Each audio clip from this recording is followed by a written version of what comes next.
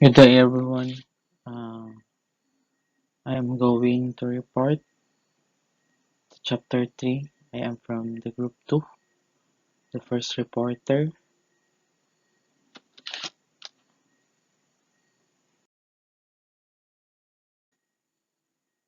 We're going to discuss about the different kinds of obligations.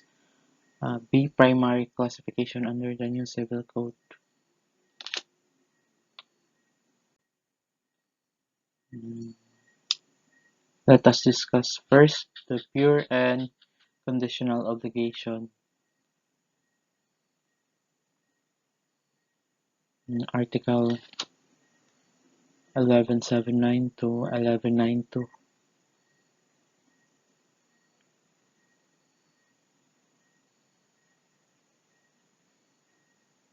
Okay, in Article 1179, every obligation whose performance does not depend upon a future or uncertain event, or upon a past event unknown to the parties, is demandable at once. Every obligation which contains a resolutory condition shall also be demandable without prejudice to the effect of the happening of the event.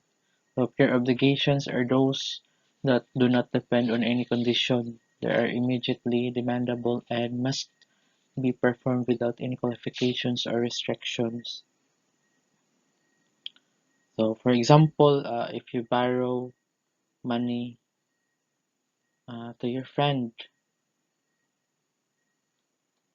and agree to pay it back within a specific time frame, so you have a pure obligations na magbayad sa imong giutang na amount. So that is pure obligation. The next one is the conditional obligation. So you can read it in Article 1181. In conditional obligations, the acquisitions of rights, as well as the extinguishment or loss of those already acquired, shall depend upon the happening of the event which constitutes the condition. So, ang conditional obligations is one whose consequences are subject in one way or another to the fulfillment of a condition. Conditional obligations are obligations that depend on the occurrence or non-occurrence of the future event. The performance of the obligation is contingent upon fulfillment of the condition. Um, for example, mm, if you promise to pay your friend a certain amount of money if kanang tabangan kaniya, for example, lipat ka o kanang boarding house and uh, tabangan ka sa imong friend uh, to move out to a new apartment. So, your obligation to pay is conditional upon their assistance. Conditional lang ang imong pagbayad. So, in conditional obligations, there are kinds of conditions. First is suspensive condition. The second one is resolutory condition, uh, positive condition, casual condition, mixed condition, positive condition, and negative condition. So that is uh, a kinds of condition. So the first one is the suspensive condition, or the condition precedent or condition antecedent. The suspensive condition, one the fulfillment of which will give rise to an obligation or right. The obligation is suspended until the happening of the condition. Suspend lang ang imahang obligation if mahitabo na ang kondisyon. So for example, for example, ang mama Maingon og na palitan ti kag iPhone if makagrado ka og flat 1 sa imong oblikon. So that is suspensive condition. A condition kung makagrado siya og flat 1 na siya iPhone. So that is suspensive condition. Next one is a resolutory condition. Actually taas pa siya pero ako alang gi-summarize nga para dili kay ta malibog. So next is a resolutory condition or condition subsequent. So resolutory condition, one the fulfillment of which will extinguish an obligations or right already existing. Here obliged right is immediately vested but will be extinguished if the condition take place. So, makita na siya sa Article 1179 sa Part 2. For example, ma'am maghapon, uh, nak, palitan ti kag iPhone, ayaw lang jud uya ba imong teacher. That is resolutory condition. What if the resolutory condition takes place committed? So in Article 1190, when the condition have for their purpose the extinguishment of an obligation to give the parties upon the fulfillment of said condition shall return to each other that they have received. The fulfillment of resolutory condition in real obligation. So there must be mutual restitution, including the fruits. Now, as for obligation to do and not to do, the provision of the second paragraph of Article 1187, the court will determine shall be observed as regards the effect of the extinguishment of the obligation. That is resolutory condition. Next one is the potestative condition, a condition suspensive in nature and which depends upon the sole will of one of the contracting parties. So in Article 1182, when the fulfillment of the condition depends upon the sole will of the debtor, the conditional obligation shall be void if it depends upon chance or upon the will of the third person. The obligation shall take effect in conformity with the provision of this code.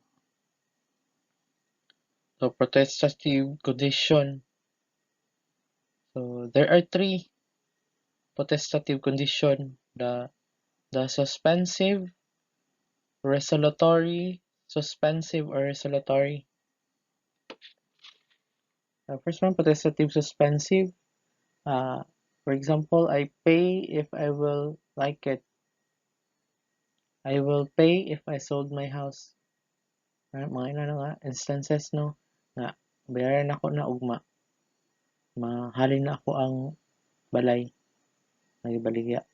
So, obligor and both condition and obligations are void, illusory, and against mutuality of contract. Next one is potestative resolutory. Example, you shall not go within 50 meters from my house. Obligation nimo, obligor is valid. Valid siya. No, pwede ka mapreso kung lapas ka anak. Next one is potestative or suspensive resolutory. Example, I will deliver 100 sack of rice upon demand. Deliver lang ko 100 sack of rice upon the demand. That is valid. Next condition is casual condition. Can read it in Article 1182, which is the fulfillment of the condition depends upon the sole will of the debtor. The conditional obligation shall be void if it depends upon chance or upon the will of a third person. The obligation shall take effect in conformity with the provisions of this code. Like for example, I will give you money if I win the lotto. Casual lang siya nga kondisyon. Ha? Verbal. Makadaog gani ko. Saan dito ka daghang kwarta. That is casual condition. If we say, the next one is mixed condition. Nag-mix na to tanan ako ang gihisgutan nga ina. Ang sa ito, suspensive condition, resolutory condition, potestative condition, casual condition. That is a mixed condition. And mixed tong mga condition na ako ang ipang discuss. Next one is positive condition. We can read it in Article 11.8.4. The condition that some event happen at a determinate time shall extinguish the obligation as soon as the time expires, or if it has become indubitable that the event will not take place. Example, John will buy Anna's land if he can obtain title within a year. If the year expires without the land being titled, then the obligation of John is extinguished or expired na. Next example is if John will buy Anna's land if he can obtain title within a year. Kung nana siya titulo sa yuta, parito ni John ang yuta ni ito.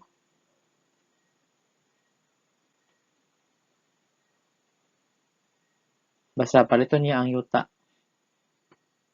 If the land cannot be titled since it is within public domain, then the obligation of X is extinguished or indubitable event.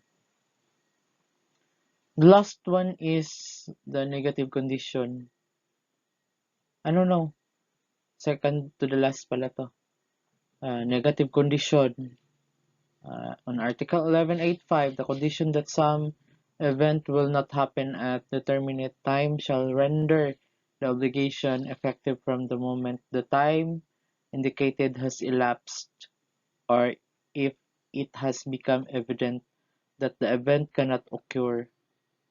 If no time has been fixed, the condition shall be deemed fulfilled at such time as may have probably been contemplated, bearing in mind the nature of the obligation. So, example, I will give you the land if you remain childless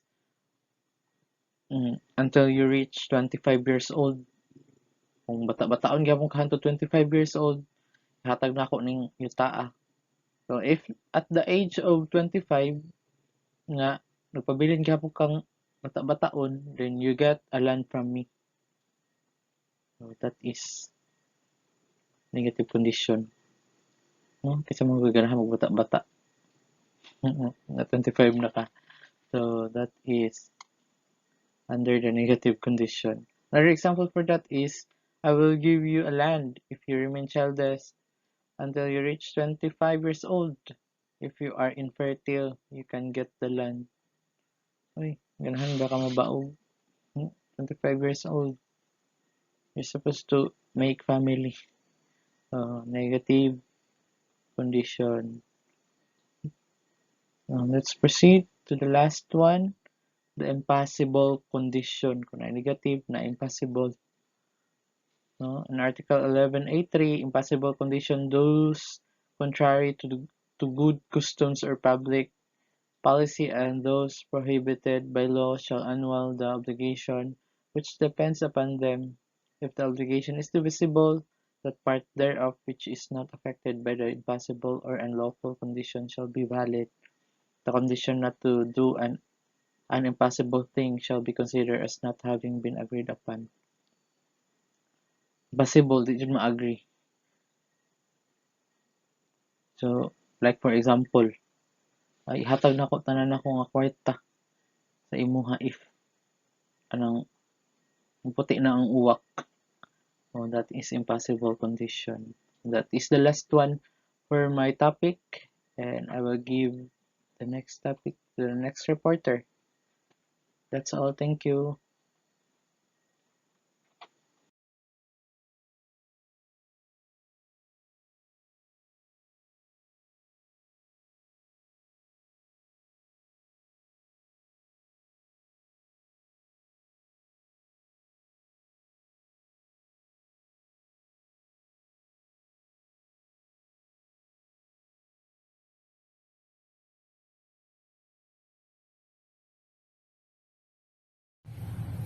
Obligations with a period. Article 1180, 1193, 1198. New Civil Code. Obligations with a period are obligations that are subject to a specific time, period, or term. The fulfillment of the obligation is tied to the expiration or occurrence of the specified period. Article 1, 1180 of the New Civil Code. This article addresses a situation where the debtor promises to pay his means, permit him to do so. It stipulates that such an obligation is considered to have a period. The creditor cannot demand payment until the period becomes due. Article 1193 of the New Civil Code. Obligations with a specific date for fulfillment can only be demanded on that specific date. This article ensures that the creditor cannot demand fulfillment of the obligation before the agreement upon date. Article 1198. This article discusses the nature of obligations with a period. It states that the right to demand fulfillment of obligation with a period is not absolute. If the debtor promises to do something, the obligation is considered to have a period subject to the provision of Article 1197. Article 1197 of the New Civil Code. If the obligation does not specify a period, but from its nature and the circumstances, it can be interfered that a period was intended to, the court may fix the duration thereof. This article provides guideline for the situation where the duration of the period is not explicitly stated in the obligation. Understanding the provision outlined in Article 1180, 93, 98, and 97 of the New Civil Code is crucial for the comprehending the legal framework surrounding obligations with a period. This article provides clarity on when and how obligations with a period can be demanded and fulfilled, ensuring fairness and clarity in contractual. 3. Alternative versus facultative obligations. Alternative obligations are obligations where the debtor has a choice to perform one of two or more prestations. The creditor is entitled to demand the performance of any of the alternative prestation.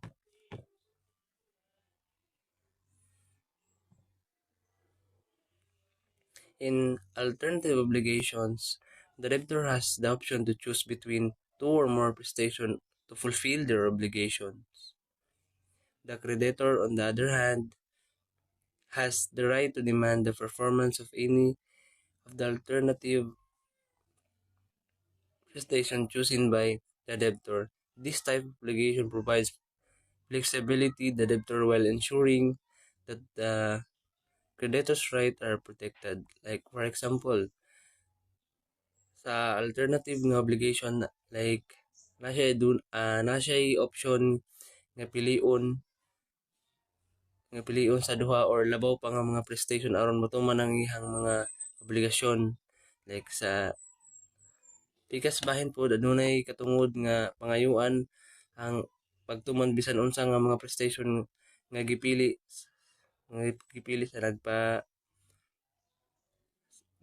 sa debtor.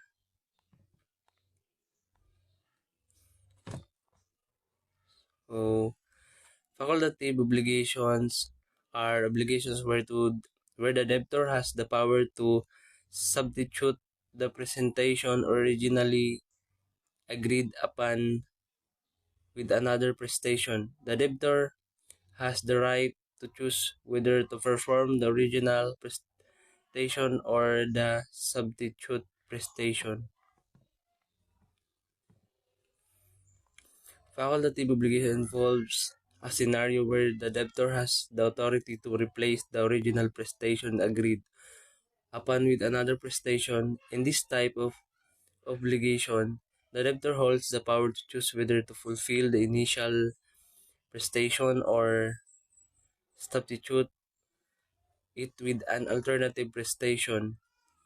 The power provides the debtor with the flexibility to meet their obligations in a manner that suits circumstances. Example, like sa facultative nga obligation, ang nagpautang aduna siya like power nga mapalit ang original nga prestation nga gisangatan uban sa lain nga like sa lahi nga prestation. So sa kaning nga obligation, ang nagpautang like na siya katungod nga piliun kung tumanon ba ang una nga gisangatan or ipalit ni sa usa ka alternatibong prestation. Joint and Solidary Obligations, Article 1207, 1222, New Civil Code. Joint obligations are obligations where there are two or more debtors or creditors, and each debtor is liable only for proportionate share of the obligation. Solidary obligations are obligations where there are two or more debtors or creditors, and each debtor is individually liable for the entire obligation. This means that any one of the debtors can be held responsible for the full amount owed. Article 1207. This is a solidary liability only when the obligation expressly so states or when the law or the nature of the obligation acquires solidarity. Article 1208. If from the law or the nature of the working of the obligations to which the preceding articles refers, the contrary does not appear, the credit or debt shall be presumed to be divided into as many equal shares as there are creditors or debtors, the credits or debts being considered distinct from one another, subject to the rules of court governing the multiplicity of suits. Article 1209. If the division is impossible, the right of the creditors may be prejudiced only by the collective acts, and the debt can be enforced only by proceeding against all the debtors. If one of the latter should be insolvent, the other shall not be liable for his share. Article 1210. The indivisible of an obligation does not necessarily give rise to solidarity, nor does solidarity of itself imply indivisibility. Article 1211. Solidarity may exist, although that creditors and the debtors may not be bound in the same manner and by the same periods and conditions. Article 1212. Each one of the solidary creditors may do whatever may be useful to the others, but not anything which may be prejudicial to the latter. Article 1213. A solidary creditor cannot assign his rights without the consent of the others. Article 1214. The debtor may pay any one of the solidary creditors, but if any demand, judicial or extrajudicial, has been made by one of them, payment should be made to him. Article 1215.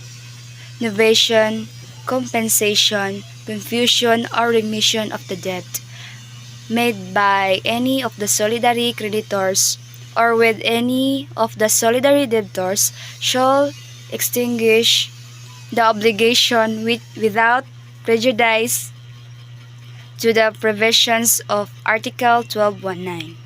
Article 1216, the creditor may proceed against any one of the solidary debtors or some of all of them simultaneously.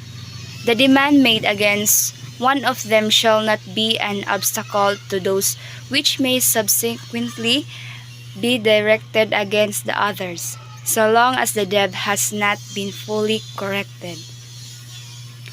Article 1217. Payment made by one of the solidary debtors extinguishes the obligation. If two or more solidary debtors offer to pay, the creditor may choose which offer to accept. Article 1218. Payment by a solidary debtor shall not entitle him to reimbursement from his co-debtors if such payment is made after the obligation has prescribed or become illegal. Article 1219.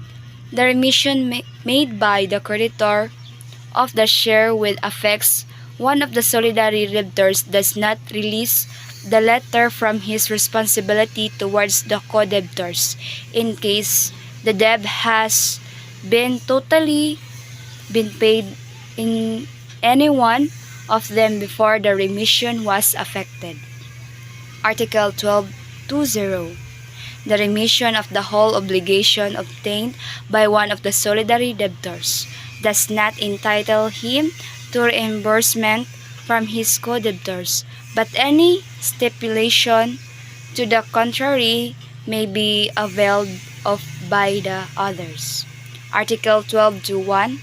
If the thing has been lost or if the prestation has become impossible without the fault of the solidary debtors, the obligation shall be extinguished.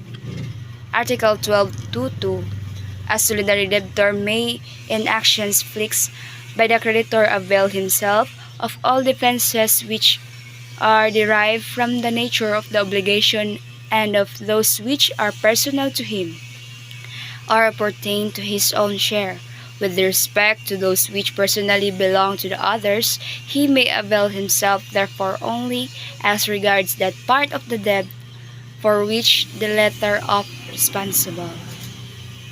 We have an example of for the joint obligations. For example, if two friends borrow the money from a bank together, they have a joint obligation to repay the loan, and each is responsible for their share of the debt. Also, we have an example for the solidary obligations. If multiple individuals co-sign a loan, they have a solidary obligation to repay the loan, and the creditor can demand payment from any one of them for the full amount. Hi everyone, my name is Jerex R. Abali and I am a reporter of Group 2. So my topic is all about the divisible versus indivisible obligation, Article 1223 to 1225. So what is divisible obligation? Divisible obligation are that can be performed in a parts or divided among the debtors or creditors without repairing the integrity of the obligation. Each part can be separately demanded or performed. So, para madali ito masabtan, this divisible obligation, it is the capable of partial fulfillment. So, I have the example of divisible obligation. Ako, if may agree to deliver 100 bags of rice to someone over the course of a year. So, kani nga obligation is ginatawag siya og divisible because it can be performed in the parts such as delivering 10 bags per month. So, kay gina-deliver man og 10 bags per month.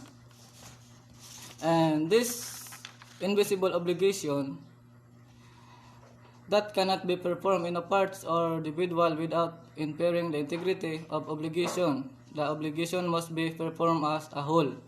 So, sa para madali ato masabtan ng invisible obligation, this is of not capable of partial fulfillment. For example, ikaw or ako, I promise to paint someone house. So, this obligation, ginatawag siya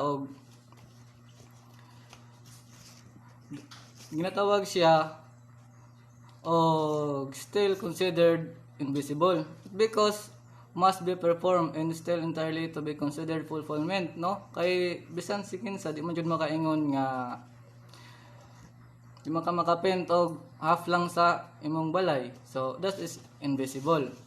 And Article 1223, visible and this indivisible obligation, the object of the obligation always consists in activity or conduct to be observed by the debtor towards the creditor. This conduct to the observed is also known as the prestation. So, mas dali masabtan guys. So, I have the example. Nagbuhat ko og isa ka example about the prestation. Iba, alay ang object of the obligation sa prestation. So, nagbuhat ko example guys para maklaro yun na to ang kalahian sa object obligation and object sa prestation. For example, ako, Mr. Abalye has helped to deliver a car to his father. Ako daw, nag-deliver ko sa papa og kotse. Ang obligation nato guys is ang pag-deliver sa kotse sa akong papa. So, ang prestation nato, prestation of the object of the prestation is katong pag-deliver. Paghatod na sa kotse. Then, ang object sa prestation nato guys, object sa prestation is katong ng kotse. Object means ka mga things ba? Unsa ang kwan. So, ang object of prestation is katong kotse. So, I hope you learned something guys, and that is the ending of my report of the divisible and indivisible obligation. So, bye!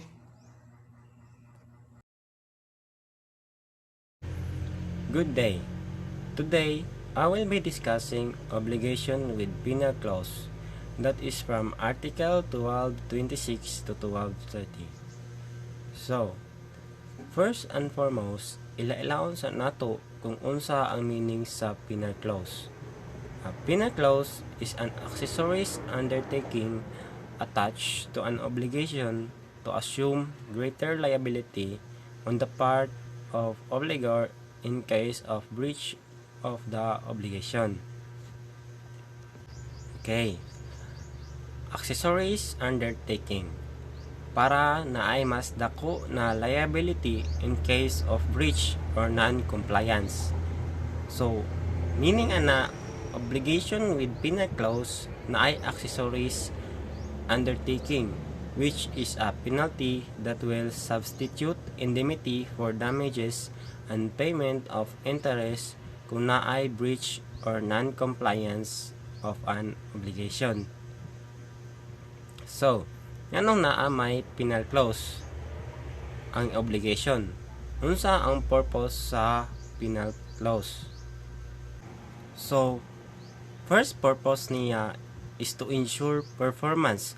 This is the main reason and principal purpose of penal clause, to ensure performance of compliance. Second, from probation itself, substitute the indemnity for damages and the payment of interest in case of non-compliance. And third is to punish the debtor for the non-fulfillment of his obligation. So, let's take an example to illustrate this purpose of penal clause. So, ang example is, si A ni promise nga mo construct sa balay ni B. within 90 days for worth of 1 million sa contract nila na ay probation nakabutang for every days delay for the stipulated 90 days, A would pay a penalty of 10,000.